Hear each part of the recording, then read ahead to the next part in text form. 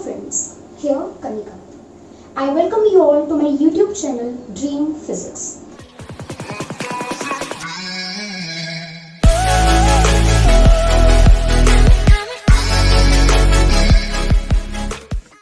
I hope you all are doing great.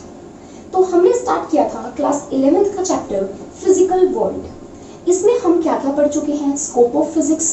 फिर हमने start किया कि what do we mean by force, कि फिजिक्स की बेसिक टर्म फोर्स के बारे में हमने थोड़ा डिटेल में पढ़ा। फिर हमने ये देखा कि there are 4 fundamental forces in nature, जिनमें से एक ग्रेविटेशनल फोर्स को हम पढ़ चुके हैं। तो आज का हमारा टॉपिक होने वाला है second fundamental force in nature, that is weak nuclear force. तो आज हम पढ़ेंगे वीक न्यूक्लियर फोर्स। इस वीक न्यूक्लियर फोर्स को हम सिंपल वीक इंटरेक्शन या वीक फोर्स भी बोल सकते हैं। इसको समझने से पहले हमें रेडियो एक्टिविटी के बारे में समझना होगा। रेडियो एक्टिविटी क्या होती है, तो इसको पढ़ने से पहले हम पढ़ेंगे रेडियो एक्टिविटी के टर्म के मीनिंग के ऊपर। रेडियो एक्टिविटी क्या है, देखिए, जैसे हमें सबको पता है कि हमारा जो मैटर है, हर एक चीज एटम्स से मिलकर बनी है। वी नो दैट कोई भी चीज है वो एटम्स से मिलकर बनी है, एटम्स से। और हमें पता है 3 फंडामेंटल पार्टिकल्स एटम के कौन कौन से हैं, इलेक्ट्रॉन्स, प्रोटॉन्स एंड न्यूट्रॉन्स। हमें ये भी पता है कि हमारा एटम के अंदर होता है न्यूक्लियस, न्यूक्लियस के पास है प्रोटॉन एंड न्यूट्रॉन, और जो इलेक्ट्रॉन होते हैं दे रिवॉल्व अराउंड न्यूक्लियस, ये हमें पता है। देखिए, जो एटम का न्यूक्लियस होता है, जो एटम का न्यूक्लियस है जिसके अंदर प्रोटॉन्स हैं और जिसके अंदर न्यूट्रॉन्स हैं, ओके, वो क्या होता है बेसिकली यूजुअली हमारे अगर हमारा number of neutrons and number of protons किसके अंदर, न्यूक्लियस के अंदर, एटम के न्यूक्लियस के अंदर इक्वल हो, तो हम ये कहते हैं कि हमारा न्यूक्लियस स्टेबल है। पर जनरली अगर हमारा इनमें से नंबर ऑफ न्यूट्रॉन्स बढ़ जाए, प्रोटॉन कम हो जाए, या फिर नंबर ऑफ प्रोटॉन बढ़ जाए, न्यूट्रॉन कम हो जाए, मतलब जब ये बैलेंस बिगड़ जाता है तो हम कहते हैं हमारा न्यूक्लियस क्या हो गया, अनस्टेबल हो गया। तो फिर अनस्टेबल न्यूक्लियस के साथ क्या होता है, देखिए, फॉर एग्जांपल हमारा नंबर ऑफ न्यूट्रॉन बढ़ गए, ज्यादा है न्यूक्लियस के अंदर as compare to number of protons. इसकी वजह से क्या होगा, एनर्जी, इसकी इंस्टेबिलिटी बढ़ गई। इंस्टेबिलिटी बढ़ना मतलब एनर्जी बढ़ना। अगर एनर्जी ज्यादा है तो इंस्टेबिलिटी भी ज्यादा, एनर्जी कम तो, और एनर्जी कम तो इंस्टेबिलिटी भी कम। ओके, तो जब हमारे number of neutrons number of protons से ज्यादा होते हैं तो क्या होता है, मान लो ये हमारा लेवल है नंबर ऑफ न्यूट्रॉन्स का और ये हमारे है protons, number of protons. Okay, neutrons ज्यादा है प्रोटॉन्स से, तो इससे क्या होगा, न्यूट्रॉन जो है ना, न्यूक्लियस अपने अंदर जो न्यूट्रॉन है उसको प्रोटॉन में कन्वर्ट करने लग जाएगा। मतलब if number of neutron is more than number of proton inside the nucleus, then the neutron start converting itself into proton. Okay, इसका मतलब इस न्यूक्लियस के अंदर जो न्यूट्रॉन थे वो प्रोटॉन में कन्वर्ट होने लगे। तो ये इसका मतलब हम ये बोलते हैं कि न्यूक्लियस जो है वो इनस्टेबिलिटी से स्टेबिलिटी की तरफ मूव करने लग गया। और जब भी ऐसा कोई चेंज होता है कि प्रोटॉन्स न्यूट्रॉन्स में कन्वर्ट हो रहे हैं न्यूक्लियस के अंदर, या न्यूट्रॉन्स प्रोटॉन्स में कन्वर्ट हो रहे हैं, कभी भी कोई न्यूक्लियस के अंदर चेंज हुआ, उस चेंज की वजह से क्या रिजल्ट निकलता है, whenever because of the change that is occurring inside the nucleus of an atom, what happens, this results in emission of high energy. In changes की वजह से न्यूक्लियस से हाई एनर्जी निकलती है और एलिमेंट्री छोटे छोटे पार्टिकल्स भी निकलते हैं, और इस प्रोसेस को हम कहते हैं रेडियो एक्टिविटी। रेडियो एक्टिविटी क्या है, the emission of high energetic particles, elementary particles और high energy, which is why it is radiating, why it is coming out of the nucleus, because of the changes that are occurring inside the nucleus. और ये changes क्यों होते हैं, ताकि हमारा वो balance जो है वो मेंटेन हो जाए। In other words, ताकि हमारा न्यूक्लियस जो है वो स्टेबल न्यूक्लियस बन जाए। ओके, और वो सब्सटेंस जिसका न्यूक्लियस अपने अंदर चेंज की वजह से हाई एनर्जी को गिव राइज करता है, देता है, उस सब्सटेंस को कहते हैं रेडियो एक्टिव सब्सटेंस, और इस फिनोमिना को कहते हैं रेडियो एक्टिविटी।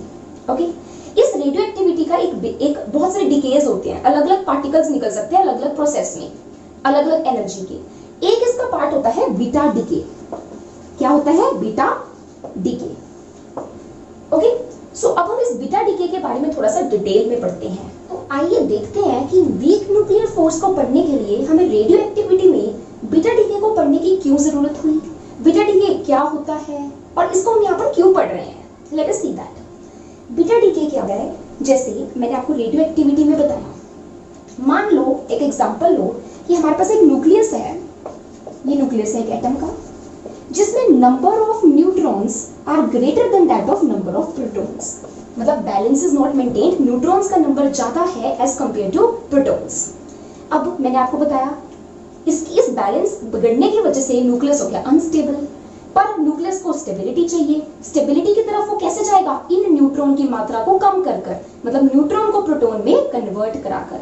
सिंपल में बोलूं, अगर नंबर ऑफ न्यूट्रॉन्स प्रोटॉन से ज्यादा है, न्यूक्लियस अनस्टेबल है, न्यूक्लियस की स्टेबिलिटी के लिए न्यूट्रॉन्स प्रोटॉन्स में कन्वर्ट हो जाते हैं। मतलब एक ऐसा प्रोसेस होता है, ऐसा चेंज होता है न्यूक्लियस के अंदर, जिसमें उस न्यूक्लियस के अंदर वाले न्यूट्रॉन्स प्रोटॉन्स में कन्वर्ट हो रहे हैं।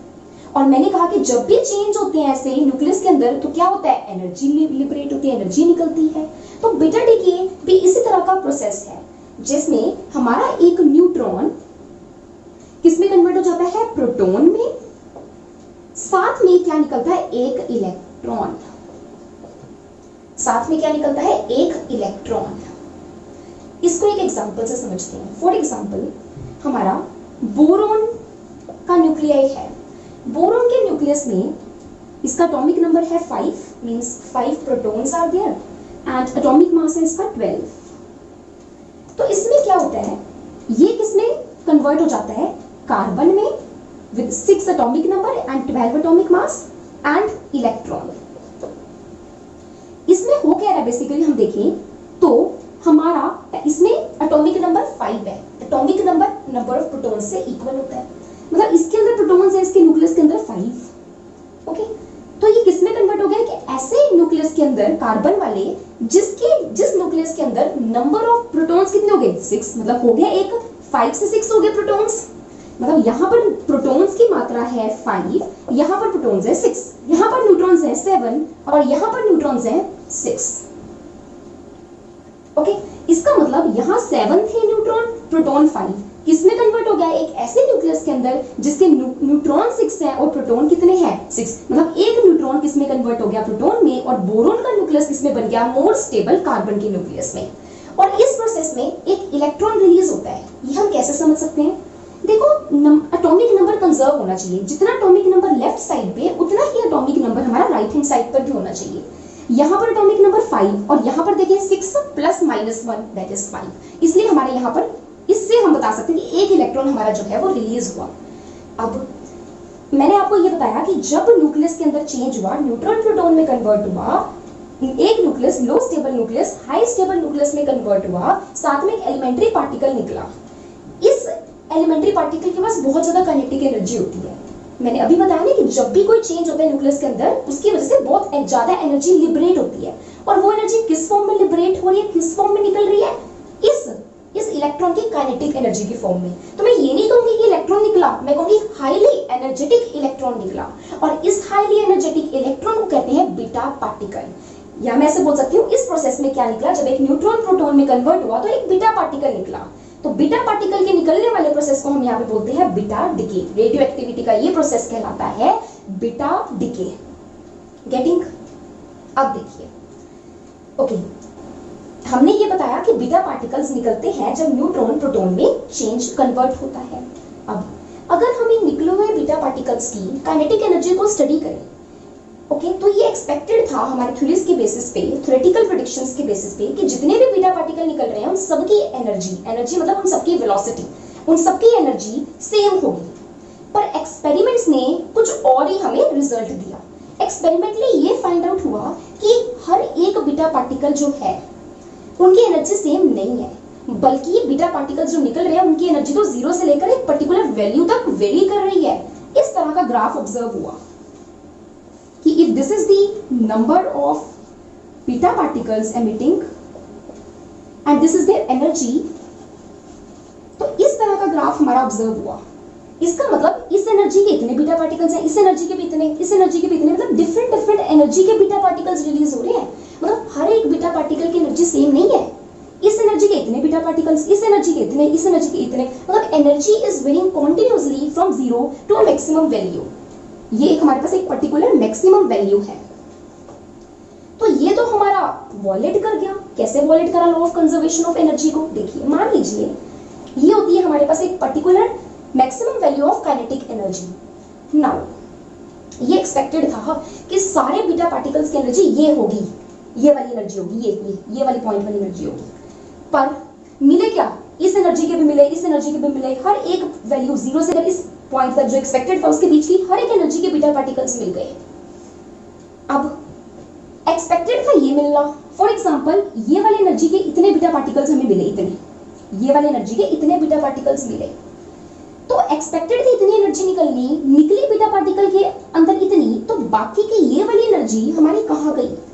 दोबारा सुनिए, इतनी एनर्जी एक्सपेक्टेड थी, निकली इतनी, तो फिर ये वाली एनर्जी कहाँ गई? इसको law of conservation of energy violate हो गया कि एनर्जी तो कहीं गायब हो गई है, एनर्जी तो गायब हो ही नहीं सकती, can't be destroyed, it can't be created, we know that. So what is happening to the rest of the energy? वो कहाँ गई? तो 1930 में वॉल्फगैंग पॉली नाम के साइंटिस्ट ने, वॉल्फगैंग पॉली नाम के साइंटिस्ट ने कहा कि बीटा डीके में सिर्फ बीटा पार्टिकल नहीं निकल रहा, इस बीटा पार्टिकल के साथ एक और एलिमेंट्री पार्टिकल निकल रहा है जिसको नाम दिया गया एंटी न्यूट्रिनो, जिसको ऐसे न्यू डालकर, उल्टा वी डालकर, थोड़ा सा टेढ़ा सा वी डालकर ऊपर बार डाल दिया जाता है। ये हमारे पास क्या है? Anti neutrino. मतलब उन्होंने ये कहा कि बीटा डीके में सिर्फ बीटा पार्टिकल, मतलब हाईली एनर्जेटिक इलेक्ट्रॉन नहीं निकल रहा, उसके साथ साथ हमारा एक और एलिमेंट्री पार्टिकल निकल रहा है। वो कौन सा है? Anti neutrino. उसको नाम दिया गया एंटी न्यूट्रिनो।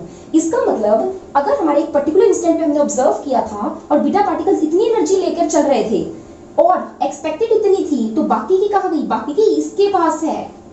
इसका मतलब total energy emitted out of a beta decay process is what? It is the sum of the kinetic energies of beta particle and the kinetic energy of the antineutrino। अगर मैं short में बताऊं तो beta decay ये था जिसमें एक neutron proton में कन्वर्ट हो ताकि न्यूक्लियस की स्टेबिलिटी बढ़ जाए। ये जो न्यूट्रॉन ज्यादा थे वो कम हो जाए और ये बराबर हो जाए, न्यूक्लियस की स्टेबिलिटी बढ़ जाए। और जब भी न्यूक्लियस के अंदर कोई उसके एलिमेंट्री पार्टिकल्स आपस में कन्वर्ट होते हैं तो हमारे पास एनर्जी निकलती है। इस केस में हमारे पास इलेक्ट्रॉन निकला हाईली एनर्जेटिक, जिसके पास बहुत ज्यादा काइनेटिक एनर्जी थी।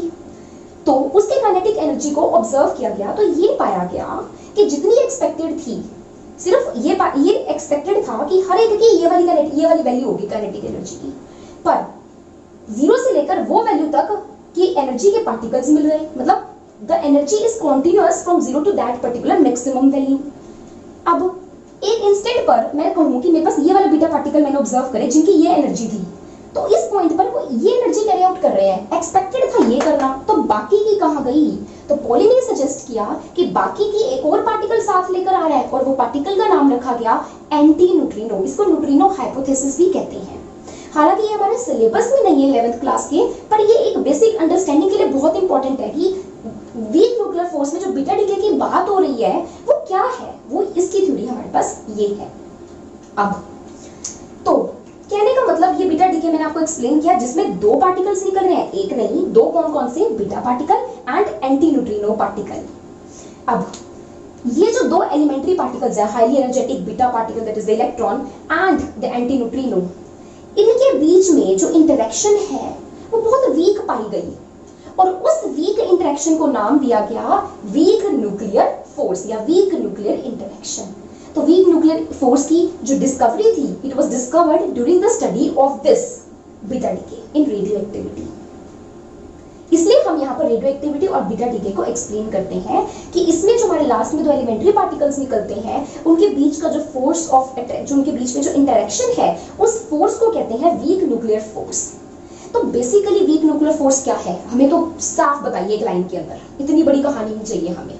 तो वीक न्यूक्लियर फोर्स क्या, फिर उसके बाद बना दिया गया कि एक ऐसा वीक फोर्स जो कि एलिमेंट्री पार्टिकल्स के बीच में होता है। ये भी तो एलिमेंट्री पार्टिकल्स हैं।